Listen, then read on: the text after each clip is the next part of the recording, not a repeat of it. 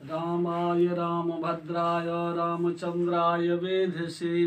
रघुनाथाय नाथाय सीताया पतये नमः। प्रिय बंधुओं, धर्म कर्म विश्वनाथ झा चैनल पर आपका पुनः एक बार स्वागत करते हुए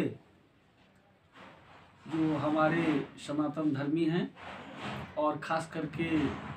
धर्म कर्म में जिनका अनुराग रहता है, उन सबों से मैं आज एक मिथिला धाम का जो भगवान राम और पराम्बा भगवती सीता से संबंधित एक विशेष पौराणिक जो आदि काव्य वाल्मीकि रामायण में उद्धृत वह प्रसंग में रखना चाहता हूँ। और वह प्रसंग ये है कि भगवान राम स्वतः परब्रह्म परमेश्वर थे। इसमें संसार के किसी व्यक्तियों को संशय नहीं होना चाहिए। अगर किसी व्यक्तियों को संशय है तो उन व्यक्तियों की अज्ञानता है। अब रहा ये कि भगवान राम, जिन्हें मर्यादा पुरुषोत्तम के नाम से भी लोग जानते हैं, उनके राम का एक विशेषण है कि मर्यादाओं में और पुरुषों में उत्तमोत्तम, ऐसे मर्यादा पुरुषोत्तम श्री राम। तो ये जो मर्यादा की उपाधि उन्हें लगा, प्राप्त हुआ, उसी संबंध में मैं एक वाल्मीकि रामायण की गाथा आप लोगों के समक्ष रखना चाहता हूँ। हमें आशा ही नहीं, विश्वास है कि ये प्रसंग आप लोगों को अच्छा लगेगा। तो मिथिलांचल की एक परंपरा है कि अगर दामाद वृद्धावस्था में भी पहुंच गए हों और अपने सास ससुर को प्रणाम करते हैं, तो सास और ससुर अपने दामाद को निश्चित रूप से कुछ द्रव्यादि देकर ही आशीर्वाद देते हैं। परंतु वैवाहिक जीवन से लेकर और तब तक के बीच में एक बार ऐसा भी प्रसंग आता है कि दामाद स्वतः अपने सास को गौना के समय में नुरपुछाई के रूप में, चूंकि आज बेटियां गौना होकर के अपने ससुराल जा रही है, पता नहीं यह मेरे आत्माओं के टुकड़े यानी आत्मजा पुनः कब आएंगी और मेरे घर की जो यह अभी तक सबकी प्यारी थी, तो उनके प्रति, अपने आत्मजा के प्रति, बेटियों के प्रति जो एक आह्लादपूर्ण अश्रुधाराएं रहता है, उन्हीं के प्रसंग में ये आया है कि दामाद उस समय में जब गौना हो जाता है तो तत्क्षण कुछ मेवाएं और द्रव्य लेकर के अपने सास के चरणों में अर्पित कर प्रणाम करते हैं। जबकि उस समय में कुछ वहाँ की दाई माई यानी महिलाएं, माताएं एवं बहनें उन पोटली को खोल करके देखती हैं कि इसमें कितना द्रव्य रखा गया है, कौन सी द्रव्य, और उसे और उसमें लगा करके और फिर उनको वापस कर दिया जाता है। परंतु भगवान श्री राम जब सीता जी से मिथिला धाम में उनका विवाह हुआ तो अयोध्या की परंपरा और मिथिला की परंपरा में तो भिन्नता थी ही। तो चूँकि मिथिला धाम की जो परंपराएं थी उन परंपराओं को वहाँ की नर नारियाँ जैसे जो भगवान श्री राम को इंगित करते थे कि यहाँ ये परंपराएं हैं, ये व्यवहार है, उसी तरह से भगवान श्री राम उन परंपराओं का निर्वहन करते थे और स्वतः पराम्बा भगवती सीता जी वो भी उनको तत्त स्थलों पे ऐसे ऐसे उनको इंगित करते थे कि यहाँ हमारे यहाँ ये परंपराएं हैं, ये परंपराएं हैं, आप इसका ऐसे निर्वहन करें। लेकिन जब गौना का समय आया और जो मैंने कहा कि सास को दामाद नूरपोछाई के रूप में कुछ देते हैं, उस समय में सीता जी अब अपने मायके से ससुराल जा रही हैं तो उस उहापोह की स्थिति में उन परंपराओं को भगवान श्री राम से न कह सकी, जिसके कारण वह परंपरा श्री राम नहीं कर पाए। अब उसका परिणाम ये हुआ कि जब वहाँ से डोली उठा,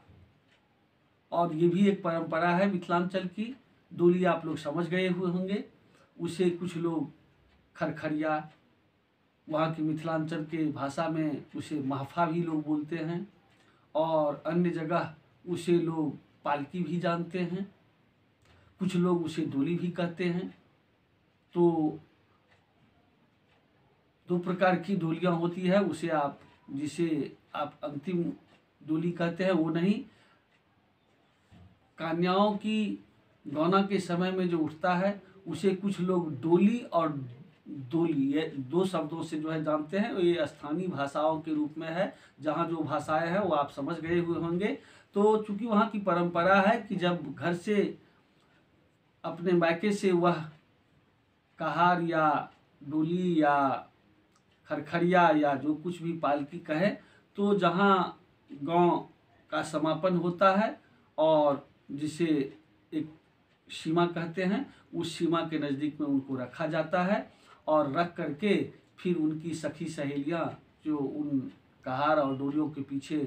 कुछ जल लेकर के पात्र में दौड़ती रहती है कि हम अपने सखियों को जो रोते रोते उनका कंठ रुध सा गया है और पता नहीं फिर कब आएंगी, तो वहाँ जा कर के कुछ पानी पिला करके और वहाँ से जो है गले मिल करके और वो लोग रोते बिलखते अपने घर आती हैं, और वह बधुएं यानी कन्याएं फिर वहाँ से जो डोली उठता है तो जाकर के अपने पति के घर में ही, उनके दरवाजे पर आंगन में ही जाकर के रखा जाता है।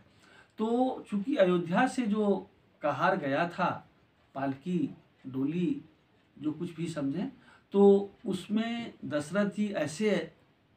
ऐसे योद्धाओं को भेजे थे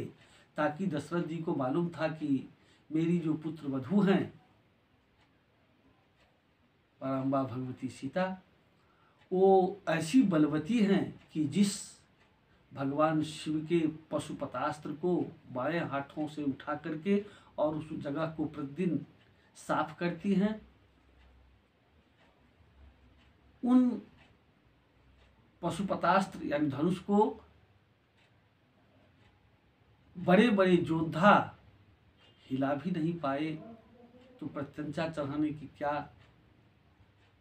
इसी सब को देखते हुए तो जनक जी सीता जी के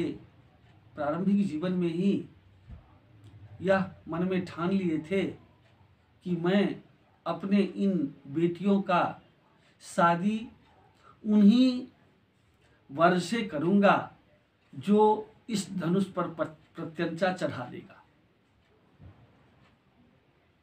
तो चूंकि मन में ठाने हुए थे, इसीलिए उसके लिए स्वयंवर की व्यवस्था की गई और इस तरह के योद्धाएं वहाँ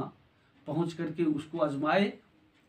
और भगवान श्री राम जो स्वतः परब्रह्म थे और उन्हीं के लिए सीता जी का प्राकट्य भी हुआ था, तो उस धनुष को उठा करके और प्रत्यंचा चढ़ाने की बात क्या, उसे ऐसे जब प्रत्यंचा चढ़ाने के 2 खंडों में विभक्त हो गया, जिसे आज भी जनकपुर धाम में जो वह तालाब है जिसमें वह जाकर के धनुष गिरा, उसे धनुष्टंक तालाब के रूप में लोग जानते हैं। बल्कि विवाह पंचमी, इसी मार्गशीर्ष महीने मास में जो पंचमी होता है, उस दिन मैं कहूँगा कि लाखों की संख्याओं में वहाँ श्रद्धालु भक्त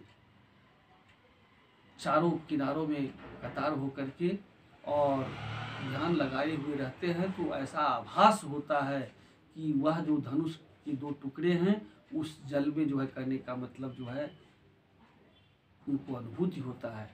ये सब तो आज भी प्रत्यक्ष अनुभूति करने की बातें हैं। और जो वहाँ गए हुए होंगे, उस दृश्य को अनुगमन किए हुए होंगे, वो तो निश्चित रूप से, और जो नहीं गए हैं तो एक बार ज़रूर समय निकाल करके वहाँ जाए। खैर, अपने प्रसंग पे आ जाए तो जब वह गांव के सीमाओं पे रखा गया पराम्बा भगवती की पालकी डोली, तो वहाँ जब राम और लक्ष्मण पीछे से पहुँच रहे हैं तो देख रहे हैं कि जितने कहार ढोने वाले थे जो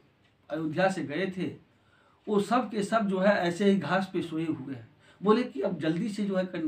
उठाओ कहार और चलो, चूँकि काफ़ी लंबी सफ़र करना है, मार्ग तय करना है। तो बोले कि सरकार, हम लोगों की तो पेट पे जो है करने का, तो आपको वहीं देखे आते दूर में ही तो हम लोगों ने कोशिश किया, बहुत कोशिश किया, लेकिन पेट पे एक वायु सा उखड़ गया है, हिम्मत नहीं काम कर रहा है, जरा टस से मस नहीं हो पा रहा है ये कहार। बुलाड़े, ये तो अयोध्या की प्रतिष्ठा है, अगर यहाँ ये प्रतिष्ठा जो है करने का तो ऐसे हो जाएगा तो तार तार हो जाएगी सारी प्रतिष्ठाएं। और जो है करने को तो कोशिश कीजिए, थोड़ा सा और जो है हिम्मत करके और ताकत लगाइए। जब ऐसा हुआ तो लक्ष्मण जी से नहीं रहा गया। उन्होंने कहा कि सारे जितने कहार ढोने वाले हैं वो एक तरफ चले जाएं और एक तरफ मैं रहता हूँ, और मैं ही जो है कहने का मतलब, मैं अगर चाहूँ तो इस पृथ्वी को गेंद जैसे उछाल दूँ, जो है कहने का मतलब। सही बात है, भगवान लक्ष्मण जी के पास में इतनी, चूंकि वो शेषावतार थे तो इतना जरूर उनमें शक्ति पावर था। जब उन्होंने ऐसा कहा और सारे कहार ढोने वाले एक तरफ और लक्ष्मण जी एक तरफ और अपने कंधे लगाए, फिर भी कहार टस से मस नहीं हो पा रहा है वह डोली, वह पालकी। अब तो रामचंद्र जी बहुत अधिक अचंभित हो गए और बोले कि सारे कहार ढोने वाले तथा लक्ष्मण जी एक तरफ हो जाए। चूंकि वहाँ अयोध्या की प्रतिष्ठा जुड़ी हुई थी, इसीलिए भगवान श्री राम उन प्रतिष्ठाओं के रक्षणार्थ स्वतः अपना कंधा लगाने का कोशिश किए। जब ऐसी स्थिति में सीता जी देखी तो उन्हें हुआ कि ये मर्यादाओं का अतिक्रमण हो रहा है। चूँकि मिथिला शतक मर्यादाओं का पाठ दूसरों को पढ़ाया है, ऐसी स्थिति में अगर मैं अपने पति के कंधे पर बैठ करके जाऊंगा तो मर्यादाओं का तो अतिक्रमण होगा। उन्होंने थोड़ा सा डोली का जो पर्दा लगा हुआ था उसे जो है करने का मतलब थोड़ी सी करके और अपने परब्रह्म परमेश्वर का हाथ पकड़ करके अपनी तरफ खींच करके और बड़े ही ऐसे शब्दों में, ताकि केवल सीता जी कह रही हैं और राम सुन रहे हैं, बोले कि आप तो परब्रह्म परमेश्वर हैं, क्यों इस तरह की आप मर्यादाओं को तार तार कर रहे हैं? क्या आपके कंधे पर बैठ करके मैं जाऊं? बोले तो फिर क्यों ऐसे हो रहा है, आप ही बताएं। चूंकि मिथिलांचल में कुछ दाई माई भी टोना टोटका सब जानती हैं, तो क्या ये टोना टोटका हो गया है? बोले अरे परब्रह्म परमेश्वर के सामने में टोना और टोटका, ये आप इसका कल्पना भी ना करें। रहा ये कि हमारे यहाँ की परंपराएं जो हम आपको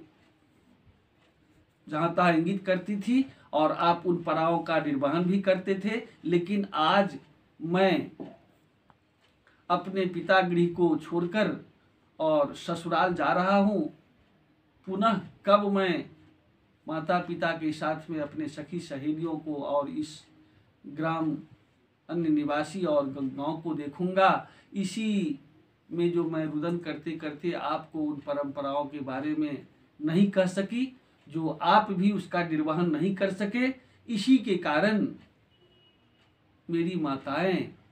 मुझे गला पकड़ करके रो रही हैं। तो ये कहार तो तभी उठेगी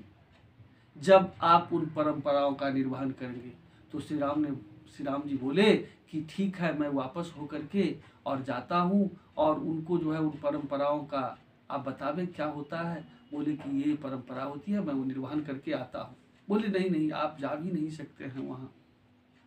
तो फिर कैसे होगा? बोली कि ऐसा है कि मेरा लालन पालन वहाँ जरूर हुआ था, लेकिन मेरा जन्म तो पृथ्वी से हुआ था। मेरी एक माताएं प्रथम धरित्री पृथ्वी हैं, तो आप उन परंपराओं को यही जो है कहने का तब संपादन कर दें, तो ऐसे ही जो है पालकी डोली कहार उठ जाएगा। बोले जो कहें आप, मैं उन परंपराओं का निर्वहन करूं। बोले कि अरे आप परब्रह्म परमेश्वर हैं, आप तो ऐसा चीज जो है इनको दें, ऐसा उपहार दें कि सदा सदा के लिए वह उपहार जो है इन धाम पे रहने वालों को प्राप्त हो। बोले क्या दें? बोले कि कुछ नहीं, आप अपने विचार करके ही ऐसा चीज दें। तो भगवान श्री राम के द्वारा उस समय में उन पृथ्वी को यह दिया गया कि अंतिम समय में जिन व्यक्तियों को, अंतिम समय समझ गए आप कि जब प्राण त्याग करने की समय हो, उस समय में जिन व्यक्तियों को भूमि योग करा दिया जाए, यानी पृथ्वी पे लेटा दिया जाए, उसी पृथ्वी पर ही उनका प्राणांत हो, उन व्यक्तियों को सद्यः मेरा धाम यानी वैकुंठ प्राप्त हो। मैं यह जो है वचन देता हूँ, और यही उपहार में मैं अपने सास को नूरपुछाई के रूप में देता हूँ। और तब से यह प्रायः जगह लागू है कि अंतिम समय में लोग भूमि योग करा देते हैं, जबकि 7 जो मोक्षदायी जगह है, अयोध्या, मथुरा, माया, काशी, कांची, अवंतिका, पूरी, द्वारवती चैव सप्ते मोक्षदायिका, उसमें मिथिला का नाम नहीं आया है। परंतु वाल्मीकि रामायण के उद्धरण से और कई जगह ऐसे उद्धरण आए हैं कि वो धाम भी एक मुक्तदायी धाम है, और वाल्मीकि रामायण का तो ये प्रसंग है ही। और तब से परब्रह्म परमेश्वर राम के साथ मर्यादा पुरुषोत्तम भगवान श्री राम